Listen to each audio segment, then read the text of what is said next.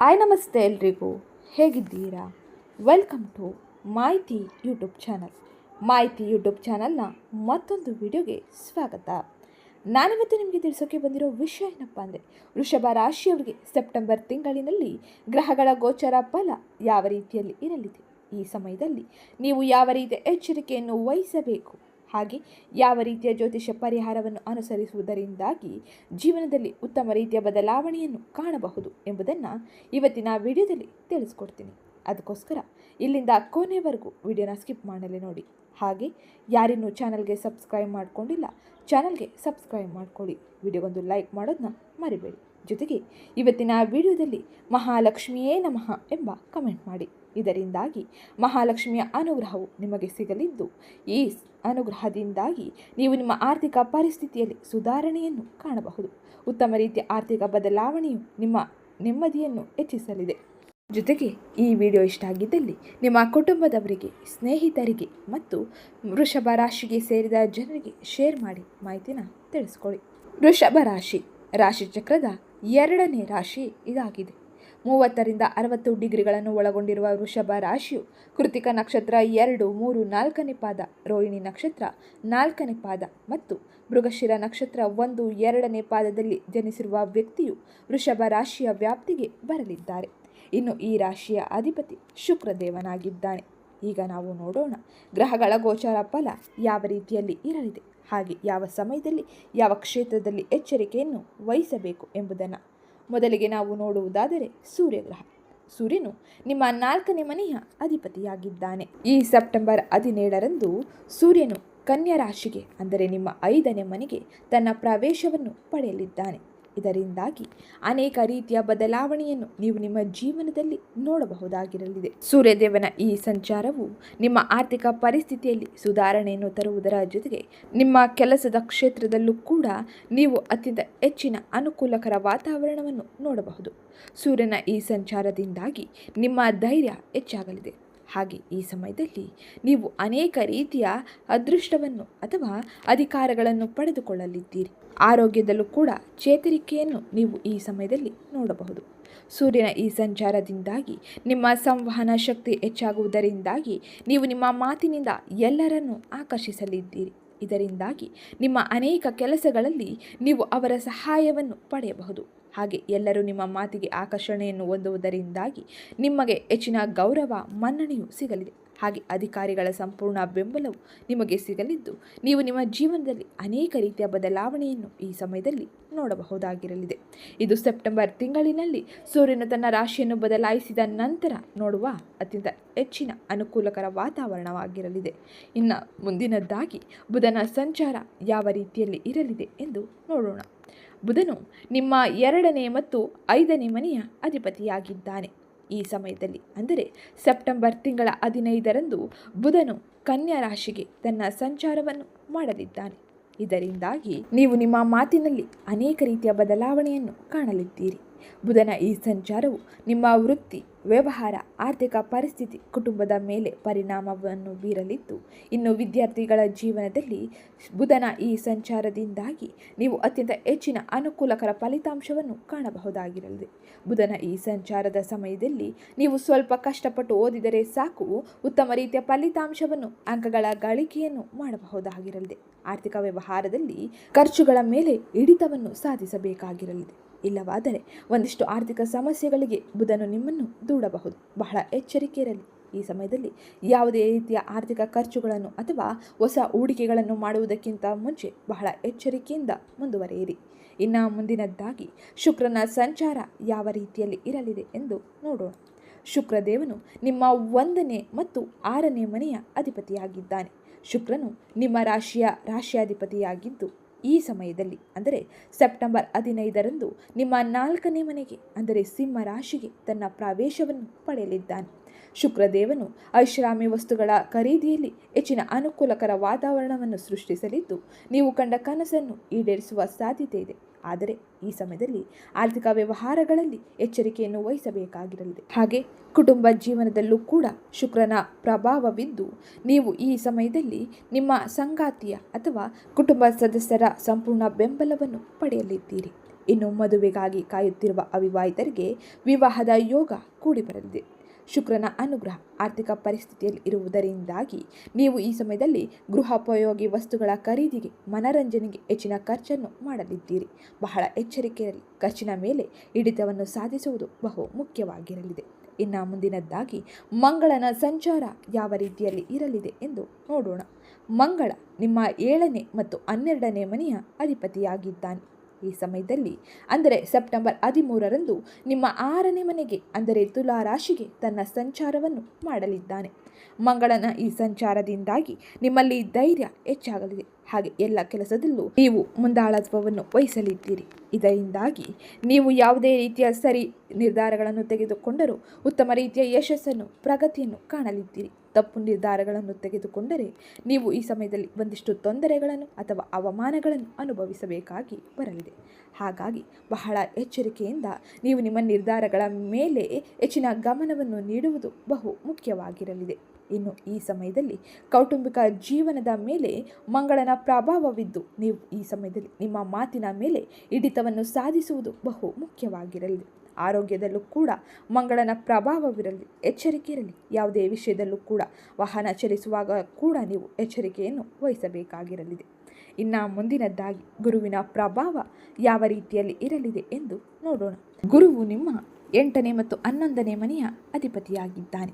ಈ ಸಮಯದಲ್ಲಿ ನಿಮ್ಮ 2ನೇ ಮನೆಯಲ್ಲಿ ಗುರುವಿನ ಸಂಚಾರ ಇರಲಿದೆ. ಹಾಗಾಗಿ ನೀವು ಈ ಸಮಯದಲ್ಲಿ ಆದಾಯ, ವೃತ್ತಿ ಹಾಗೆ ಆರ್ಥಿಕ ವಿಷಯಗಳ ಮೇಲೆ ಗುರುವಿನ ಪ್ರಭಾವವನ್ನು ನೋಡಬಹುದು. ಹಾಗೆ ಈ ಸಮಯದಲ್ಲಿ ನೀವು ನಿಮ್ಮ ಮಾತಿನ ಮೇಲೆ ಹೆಚ್ಚಿನ ನಿಗಾವನ್ನು ವಹಿಸುವುದರ ಜೊತೆಗೆ ಮಾತಿನಲ್ಲಿ ಅತ್ಯಂತ ಹೆಚ್ಚಿನ ಬುದ್ಧಿವಂತಿಕೆಯನ್ನು ತೋರಲಿದ್ದೀರಿ. ಇದರಿಂದಾಗಿ ನೀವು ಪ್ರತಿ ಕ್ಷೇತ್ರದಲ್ಲೂ, ಪ್ರತಿ ಕೆಲಸದಲ್ಲೂ ಕೂಡ ಜನರ ಆಕರ್ಷಣೆಯನ್ನು ಹೊಂದಲಿದ್ದೀರಿ. ಇದರಿಂದಾಗಿ ನಿಮ್ಮ ಕೆಲಸಗಳೆಲ್ಲವೂ ಯಶಸ್ವಿಯಾಗಿ ಪೂರ್ಣಗೊಳ್ಳಲಿದೆ. ಆರ್ಥಿಕ ಸ್ಥಿತಿಯಲ್ಲಿ ಗುರುವಿನ ಅನುಗ್ರಹ ಇರುವುದರಿಂದಾಗಿ ನೀವು ಆರ್ಥಿಕ ಆದಾಯದಲ್ಲಿ ಅಥವಾ ಆದಾಯದ ಅರಿವಿನಲ್ಲಿ ಉತ್ತಮ ರೀತಿಯ ಬದಲಾವಣೆಯನ್ನು ಹಾಗೆ ಸ್ಥಿರತೆಯನ್ನು ಹೊಂದಬಹುದಾಗಿರಲಿದೆ. ಅವಿವಾಹಿತರಿಗೆ ವಿವಾಹದ ಯೋಗ ಕೂಡಿ ಬರಲಿದ್ದು ಈ ಸಮಯದಲ್ಲಿ ಗೃಹ ಸಂಬಂಧಿತ ಕೆಲಸಗಳಲ್ಲಿ ಅತ್ಯಂತ ಹೆಚ್ಚಿನ ಅನುಕೂಲಕರ ವಾತಾವರಣವನ್ನು ನೀವು ಅಂದರೆ ವೃಷಭ ರಾಶಿಗೆ ಸೇರಿದ ಜನರು ಸೆಪ್ಟೆಂಬರ್ ತಿಂಗಳಿನಲ್ಲಿ ನೋಡಬಹುದು. ಆರೋಗ್ಯವು ಕೂಡ ಉತ್ತಮ ರೀತಿಯಲ್ಲಿ ಇರಲಿದ್ದು ವಿದ್ಯಾರ್ಥಿಗಳಿಗೂ ಕೂಡ ಗುರುದೇವನು ನಿಮಗೆ ಉತ್ತಮ ರೀತಿಯ ಅವಕಾಶಗಳನ್ನು ಹಾಗೆ ಉತ್ತಮ ರೀತಿಯ ವಾತಾವರಣವನ್ನು ಸೃಷ್ಟಿಸಲಿದೆ. ಇದರಿಂದಾಗಿ ನಿಮಗೆ ಅತ್ಯಂತ ಹೆಚ್ಚಿನ ಅಂಕ ಗಳಿಕೆಯ ಅವಕಾಶವೂ ಸಿಗಲಿದೆ. ಇನ್ನು ಮುಂದಿನದ್ದಾಗಿ ಶನಿಯ ಪ್ರಭಾವ ಯಾವ ರೀತಿಯಲ್ಲಿ ಇರಲಿದೆ ಎಂದು ನೋಡೋಣ. ಶನಿಯು ನಿಮ್ಮ 9ನೇ ಮತ್ತು 10ನೇ ಮನೆಯ ಅಧಿಪತಿಯಾಗಿದ್ದಾನೆ. ಈ ಸಮಯದಲ್ಲಿ ಶನಿ ನಿಮ್ಮ 11ನೇ ಮನೆಯಲ್ಲಿ ತನ್ನ ಸಂಚಾರವನ್ನು ಮಾಡಲಿದ್ದಾನೆ. ಶನಿಯ ಈ ಸಂಚಾರದಿಂದಾಗಿ ನಿಮ್ಮ ಆದಾಯದಲ್ಲಿ ಸ್ಥಿರತೆ ಇರಲಿದೆ. ಹಾಗೆ ನೀವು ಶಿಸ್ತುಬದ್ಧ ಜೀವನವನ್ನು ಈ ಸಮಯದಲ್ಲಿ ನಡೆಸಲಿದ್ದೀರಿ. ಇದರಿಂದಾಗಿ ನಿಮ್ಮ ಕಠಿಣ ಪರಿಶ್ರಮಕ್ಕೆ, ನಿಮ್ಮ ತಾಳ್ಮೆಗೆ ಹೆಚ್ಚಿನ ಫಲಿತಾಂಶವನ್ನು ನೀವು ಈ ಸಮಯದಲ್ಲಿ ಶನಿದೇವನಿಂದಾಗಿ ಪಡೆಯಬಹುದು. ಹಾಗೆ ಶನಿದೇವನು ನಿಮ್ಮ ಕ್ಷೇತ್ರದಲ್ಲಿ ಅಪಾರ ಯಶಸ್ಸನ್ನು ಪಡೆದುಕೊಳ್ಳುವಂತೆ ಮಾಡಲಿದ್ದಾನೆ. ನಿಮ್ಮ ಕಠಿಣ ಪರಿಶ್ರಮಕ್ಕೆ ಉತ್ತಮ ಫಲಿತಾಂಶವನ್ನು ಶನಿದೇವನು ನೀಡಲಿದ್ದು ಅನೇಕ ಸವಾಲುಗಳಿಂದ ಹೊರಬರಲು ಉತ್ತಮ ರೀತಿಯ ಮಾರ್ಗಗಳ ಆಯ್ಕೆಗೆ ನಿಮಗೆ ಅನುಕೂಲಕರ ವಾತಾವರಣವನ್ನು ನಿರ್ಮಿಸಲಿದ್ದಾನೆ. ಇನ್ನು ಈ ಸಮಯದಲ್ಲಿ ಶನಿದೇವನ ಅನುಗ್ರಹ ಆರೋಗ್ಯದಲ್ಲಿ ಇರುವುದರಿಂದಾಗಿ ಆರೋಗ್ಯವು ಸುಧಾರಣೆಯನ್ನು ಹೊಂದಲಿದೆ. ಹಾಗೆ ಈ ಸಮಯದಲ್ಲಿ ನೀವು ವ್ಯಾಪಾರ ವ್ಯವಹಾರಕ್ಕೆ ಸಂಬಂಧಿಸಿದಂತೆ ಒಂದಿಷ್ಟು ಎಚ್ಚರಿಕೆಯನ್ನು ಹಾಗೆ ಪಾರದರ್ಶಕತೆ ವ್ಯವಹಾರವನ್ನು ಮಾಡಬೇಕಾಗಿರಲಿದೆ. ಇಲ್ಲವಾದರೆ ಸಮಸ್ಯೆಗಳಿಗೆ ಒಳಗಾಗಲಿದ್ದೀರಿ. ಬಹಳ ಎಚ್ಚರಿಕೆಯಿಂದ ಆರ್ಥಿಕ ವ್ಯವಹಾರವನ್ನು ಮಾಡಬೇಕಾಗಿರಲಿದೆ. ಇನ್ನು ಪಾಲುದಾರಿಕೆ ವ್ಯವಹಾರದ ವಿಷಯದಲ್ಲಿ ಬಹಳ ಎಚ್ಚರಿಕೆಯನ್ನು ವಹಿಸುವುದರ ಜೊತೆಗೆ ಹೊಸ ಒಪ್ಪಂದ ಅಥವಾ ವ್ಯಾಪಾರ ವಿಸ್ತರಣೆಯ ವಿಷಯದಲ್ಲಿ ನೀವು ಎಚ್ಚರಿಕೆಯಿಂದ ಮುಂದುವರಿಯುವುದು ಬಹು ಮುಖ್ಯವಾಗಿರಲಿದೆ. ಇದು ಶನಿದೇವನು ಸೆಪ್ಟೆಂಬರ್ ತಿಂಗಳಿನಲ್ಲಿ ನಿಮ್ಮ ರಾಶಿಯವರಿಗೆ ನೀಡುವ ಅನುಕೂಲಕರ ವಾತಾವರಣವಾಗಿರಲಿದೆ. ಇನ್ನು ಮುಂದಿನದ್ದಾಗಿ ರಾಹುವಿನ ಪ್ರಭಾವ ಯಾವ ರೀತಿಯಲ್ಲಿ ಇರಲಿದೆ ಎಂದು ನೋಡೋಣ. ರಾಹು ನಿಮ್ಮ 10ನೇ ಮನೆಯಲ್ಲಿ ತನ್ನ ಸಂಚಾರವನ್ನು ಮಾಡಲಿದ್ದಾನೆ. ರಾಹುವಿನ ಈ ಸಂಚಾರದಿಂದಾಗಿ ನೀವು ಆಕಸ್ಮಿಕ ಅವಕಾಶಗಳನ್ನು ಹಾಗೆ ಆಕಸ್ಮಿಕ ಧನ ಲಾಭವನ್ನು ನೋಡಬಹುದು. ರಾಹುವಿನ ಅನುಗ್ರಹ ನಿಮಗೆ ಪ್ರಗತಿಯನ್ನು ಸಾಧಿಸಲು ಉತ್ತಮ ರೀತಿಯ ಮಾರ್ಗಗಳ ಗೋಚಾರವನ್ನು ಮಾಡಲಿದೆ. ಹಾಗೆ ನೀವು ನಿಮ್ಮ ಜೀವನದಲ್ಲಿ ರಾಹುವಿನ ಪ್ರಭಾವದಿಂದಾಗಿ ಉತ್ತಮ ರೀತಿಯ ಬದಲಾವಣೆಯನ್ನೇ ಕಾಣಬಹುದು. ರಾಹುವು ನಿಮಗೆ ಉತ್ತಮ ರೀತಿಯ ಯೋಗ ಫಲಗಳನ್ನು ನೀಡಲಿದ್ದಾನೆ. ಇದು ಸೆಪ್ಟೆಂಬರ್ ತಿಂಗಳಿನಲ್ಲಿ ರಾಹುವಿನ ಸಂಚಾರದಿಂದಾಗಿ ನೀವು ಪಡೆಯುತ್ತಿರುವ ಉತ್ತಮ ರೀತಿಯ ಬದಲಾವಣೆಯಾಗಿರಲಿದೆ. ಇನ್ನು ಮುಂದಿನದ್ದಾಗಿ ಕೇತುವಿನ ಸಂಚಾರ ಯಾವ ರೀತಿಯಲ್ಲಿ ಇರಲಿದೆ ಎಂದು ನೋಡೋಣ. ಕೇತು ನಿಮ್ಮ 4ನೇ ಮನೆಯಲ್ಲಿ ಮುಂದುವರಿಯಲಿದ್ದಾನೆ. ಇದರಿಂದಾಗಿ ಅನೇಕ ರೀತಿಯ ಅಡೆತಡೆಗಳು, ಸಮಸ್ಯೆಗಳು ನಿಮ್ಮನ್ನು ಕಾಡಬಹುದು. ಆದರೆ ಯಾವುದೇ ರೀತಿಯ ವಿಷಯದಲ್ಲೂ ಕೂಡ ತಾಳ್ಮೆಯಿಂದ, ಹಾಗೆ ನೀವು ನಿಮ್ಮ ಕೆಲಸದಲ್ಲಿ ಎಚ್ಚರಿಕೆಯಿಂದ ಮುಂದುವರೆದರೆ ಉತ್ತಮ ರೀತಿಯ ಬದಲಾವಣೆಯನ್ನು, ಯಶಸ್ಸನ್ನು ಕಾಣಬಹುದಾಗಿರಲಿದೆ. ಇದು ಸೆಪ್ಟೆಂಬರ್ ತಿಂಗಳಿನಲ್ಲಿ ಗ್ರಹಗಳ ಗೋಚಾರ ಫಲವಾಗಿದ್ದು, ಇನ್ನು ಮುಂದಿನದ್ದಾಗಿ ನೀವು ನಿಮ್ಮ ಜೀವನದ ವಿವಿಧ ಅಂಶಗಳಾದ ಆರ್ಥಿಕ ವ್ಯವಹಾರ, ವೃತ್ತಿ, ಕುಟುಂಬ ಜೀವನ ಹಾಗೆ ವಿದ್ಯಾರ್ಥಿಗಳಲ್ಲಿ ಆರೋಗ್ಯದಲ್ಲಿ ಯಾವೆಲ್ಲ ಪ್ರಮುಖ ಬದಲಾವಣೆಯೂ ಆಗಲಿದೆ ಎಂಬುದನ್ನು ಈಗ ವಿವರವಾಗಿ ತಿಳಿಯೋಣ. ಅದಕ್ಕೋಸ್ಕರ ಇಲ್ಲಿಂದ ಕೊನೆವರೆಗೂ ವಿಡಿಯೋನ ಸ್ಕಿಪ್ ಮಾಡದೆ ನೋಡಿ. ಹಾಗೆ ಯಾರೇನೂ ಚಾನಲ್ಗೆ ಸಬ್ಸ್ಕ್ರೈಬ್ ಮಾಡಿಕೊಂಡಿಲ್ಲ, ಚಾನಲ್ಗೆ ಸಬ್ಸ್ಕ್ರೈಬ್ ಮಾಡಿಕೊಳ್ಳಿ. ವೃಷಭ ರಾಶಿಯವರಿಗೆ ಈ ಸಮಯವು ಮಿಶ್ರ ಫಲಿತಾಂಶವನ್ನು ನೀಡುವ ಸಮಯವೆಂದೇ ಹೇಳಬಹುದು. ಶನಿ ಮತ್ತು ಗುರುವಿನ ಬಲದಿಂದಾಗಿ ಉತ್ತಮ ರೀತಿಯ ಆದಾಯದ ಗಳಿಕೆಯನ್ನು ಮಾಡಲಿದ್ದೀರಿ. ವೃತ್ತಿ ವಿಷಯದಲ್ಲಿ ನಿರಂತರ ಬೆಂಬಲವನ್ನು ನೀವು ಈ ಗ್ರಹಗಳ ಅನುಗ್ರಹದಿಂದಾಗಿ ಪಡೆಯಬಹುದಾಗಿರಲಿದೆ. ಆದರೆ ವೇಗವಾಗಿ ಚಲಿಸುವ ಗ್ರಹಗಳಿಂದಾಗಿ ತಾಳ್ಮೆ ಮತ್ತು ಕಠಿಣ ಪರಿಶ್ರಮದ ಅಗತ್ಯವಿರಲಿದೆ. ಸವಾಲುಗಳನ್ನು ಈ ಗ್ರಹಗಳು ಸೂಚಿಸಲಿದೆ. ಉದ್ಯೋಗ ಅಥವಾ ಸ್ಥಳ ಬದಲಾವಣೆಯ ಸಾಧ್ಯತೆ ಈ ಸಮಯದಲ್ಲಿ ಇರಲಿದ್ದು, ನೀವು ತಿಂಗಳ 2ನೇ ಭಾಗದಲ್ಲಿ ವಿದ್ಯಾರ್ಥಿಗಳು ಸೃಜನಶೀಲತೆ, ವೃತ್ತಿಪರರಾಗಿ ಉತ್ತಮ ರೀತಿಯ ಏಕಾಗ್ರತೆಯನ್ನು, ಉತ್ತಮ ರೀತಿಯ ಫಲಿತಾಂಶವನ್ನು ಪಡೆಯಬಹುದಾಗಿರಲಿದೆ. ಈಗ ನಾವು ನೋಡೋಣ ವೃಷಭ ರಾಶಿಯವರ ವೃತ್ತಿ ಮತ್ತು ಉದ್ಯೋಗದಲ್ಲಿ ಯಾವೆಲ್ಲ ಪ್ರಮುಖ ಬದಲಾವಣೆಯು ಉಂಟಾಗಲಿದೆ ಎಂಬುದನ್ನು. ವೃತ್ತಿಪರವಾಗಿ ನಿಮ್ಮ 10ನೇ ಮನೆಯಲ್ಲಿ ರಾಹು ಮತ್ತು 11ನೇ ಮನೆಯಲ್ಲಿ ಶನಿ ಇರುವುದರಿಂದಾಗಿ ನೀವು ಪ್ರಗತಿಯನ್ನು ಸಾಧಿಸಲಿದ್ದೀರಿ. ಆದರೆ ಕೆಲವು ಸವಾಲುಗಳು ಬರಬಹುದು. ಈ ಸಮಯದಲ್ಲಿ ನೀವು ಬಹಳ ಎಚ್ಚರಿಕೆಯಿಂದ, ತಾಳ್ಮೆಯಿಂದ ನಿಮ್ಮ ನಿರ್ಧಾರಗಳನ್ನು ತೆಗೆದುಕೊಳ್ಳುವುದರ ಜೊತೆಗೆ ಕೆಲಸದಲ್ಲಿ ಹೆಚ್ಚಿನ ಗಮನವನ್ನು ಇರಿಸುವುದು ಬಹು ಮುಖ್ಯವಾಗಿರಲಿದೆ. ಈ ತಿಂಗಳು ಉದ್ಯೋಗ ಅಥವಾ ಸ್ಥಳ ಬದಲಾವಣೆಗೆ ನೀವು ಉತ್ತಮ ರೀತಿಯ ಫಲಿತಾಂಶವನ್ನು ಪಡೆಯಲಿದ್ದೀರಿ. ಈ ಸಮಯದಲ್ಲಿ ಉದ್ಯೋಗ ಬದಲಾಯಿಸಲು ಕಾಯುತ್ತಿರುವ ವೃಷಭ ರಾಶಿಗೆ ಸೇರಿದ ಜನರಿಗೆ ಉತ್ತಮ ರೀತಿಯ ಅವಕಾಶಗಳು ಗೋಚರಿಸಲಿದೆ. ಹಾಗೆ ಉತ್ತಮ ರೀತಿಯ ಸ್ಥಳ ಬದಲಾವಣೆಗೆ ಉತ್ತಮ ರೀತಿಯ ಸ್ಥಳವು ನಿಮಗೆ ಸಿಗಲಿದೆ. ಹಾಗಾಗಿ ಹೆಚ್ಚಿನ ಸಂತೋಷವನ್ನು ನೀವು ವೃತ್ತಿ ಜೀವನದಲ್ಲಿ ಕಾಣಬಹುದು. ಕೆಲಸದ ಹೊರೆ ಹೆಚ್ಚಾದರೂ ಕೂಡ ನೀವು ಈ ಸಮಯದಲ್ಲಿ ಸಂತೋಷದಿಂದ ಇರಲಿದ್ದೀರಿ, ಏಕೆಂದರೆ ನಿಮ್ಮ ಕಠಿಣ ಪರಿಶ್ರಮಕ್ಕೆ ತಕ್ಕ ಪ್ರಗತಿಯು ಸಿಗಲಿದೆ. ನೀವು ಈ ಸಮಯದಲ್ಲಿ ಕಠಿಣ ಪರಿಶ್ರಮದಿಂದಾಗಿ ಎಲ್ಲ ಕೆಲಸವನ್ನು ಪೂರ್ಣಗೊಳಿಸಲಿದ್ದೀರಿ. ಇದರಿಂದಾಗಿ ಮೇಲಾಧಿಕಾರಿಗಳೊಂದಿಗೆ ನೀವು ಉತ್ತಮ ರೀತಿಯ ಬೆಂಬಲವನ್ನು ಹಾಗೆ ಉತ್ತಮ ರೀತಿಯ ಸಂಬಂಧವನ್ನು ಹೊಂದಬಹುದಾಗಿರಲಿದೆ. ಈ ಸಮಯದಲ್ಲಿ ಒಂದಿಷ್ಟು ತಾಳ್ಮೆಯನ್ನು ಇರಿಸಿಕೊಳ್ಳುವುದು ಹಾಗೆ ಉತ್ತಮ ರೀತಿಯ ಪ್ರಯತ್ನವನ್ನು ಮಾಡುವುದು ಬಹು ಮುಖ್ಯವಾಗಿರಲಿದೆ. ಇನ್ನು ಮೊದಲ 2 ವಾರಗಳಲ್ಲಿ ಸೂರ್ಯನ ಸಂಚಾರ ಉತ್ತಮ ರೀತಿಯಲ್ಲಿ ಇಲ್ಲದ ಕಾರಣದಿಂದಾಗಿ ನೀವು ಈ ಸಮಯದಲ್ಲಿ ನಿಮ್ಮ ಸಹಪಾಠಿಗಳೊಂದಿಗೆ ಒಂದಿಷ್ಟು ಸಮಸ್ಯೆಗಳನ್ನು ಕೂಡ ಎದುರಿಸಬಹುದು. ಹಾಗಾಗಿ ಎಚ್ಚರಿಕೆ ಇರಲಿ, ತಾಳ್ಮೆಯೂ ಇರುವುದು ಬಹು ಮುಖ್ಯವಾಗಿರಲಿ. ಇದು ಹೆಚ್ಚುವರಿ ಕೆಲಸದ ಹೊರೆಯನ್ನು ತರಬಹುದು. ಹಾಗಾಗಿ ನೀವು ತಾಳ್ಮೆಯಿಂದ ಎಲ್ಲ ಕೆಲಸವನ್ನು ಮುಂದುವರಿಸಿದರೆ ಮುಂದಿನ 2 ವಾರಗಳಲ್ಲಿ ಸೂರ್ಯನು ತನ್ನ ರಾಶಿ ಪರಿವರ್ತನೆಯನ್ನು ಮಾಡುವುದರಿಂದಾಗಿ ಉತ್ತಮ ರೀತಿಯ ಫಲಿತಾಂಶವನ್ನು ಪಡೆದುಕೊಳ್ಳಬಹುದಾಗಿರಲಿದೆ. ಇದು ವೃಷಭ ರಾಶಿಯವರು ಸೆಪ್ಟೆಂಬರ್ ತಿಂಗಳಿನಲ್ಲಿ ನೋಡುವ ಬದಲಾವಣೆಯಾಗಿರಲಿದೆ. ಇನ್ನು ಮುಂದಿನದ್ದಾಗಿ ಆರ್ಥಿಕ ಪರಿಸ್ಥಿತಿ ಯಾವ ರೀತಿಯಲ್ಲಿ ಇರಲಿದೆ ಎಂಬುದನ್ನು ನೋಡೋಣ. ಆರ್ಥಿಕವಾಗಿ ಈ ಸಮಯವು ಸಾಮಾನ್ಯವಾಗಿರಲಿದೆ, ಏಕೆಂದರೆ ನಿಮಗೆ ಅನಿರೀಕ್ಷಿತ ಖರ್ಚುಗಳು ಹೆಚ್ಚಾಗಲಿದೆ. ಏಕೆಂದರೆ ಶುಕ್ರನು 4ನೇ ಮನೆಯಲ್ಲಿ ತನ್ನ ಪ್ರವೇಶವನ್ನು ಪಡೆದಿದ್ದಾನೆ. ಇದರಿಂದಾಗಿ ಮನರಂಜನೆ ಅಥವಾ ಗೃಹೋಪಯೋಗಿ ವಸ್ತುಗಳ ಖರೀದಿಗೆ ಹೆಚ್ಚಿನ ಖರ್ಚುಗಳನ್ನು ಮಾಡಲಿದ್ದೀರಿ. ಹಾಗಾಗಿ ಈ ಸಮಯದಲ್ಲಿ ಆರ್ಥಿಕ ಬಿಕ್ಕಟ್ಟು ಬರಬಹುದು ಅಥವಾ ಆರ್ಥಿಕ ಸ್ಥಿತಿಯಲ್ಲಿ ಬದಲಾವಣೆಯು ಉಂಟಾಗಬಹುದಾಗಿರಲಿದೆ.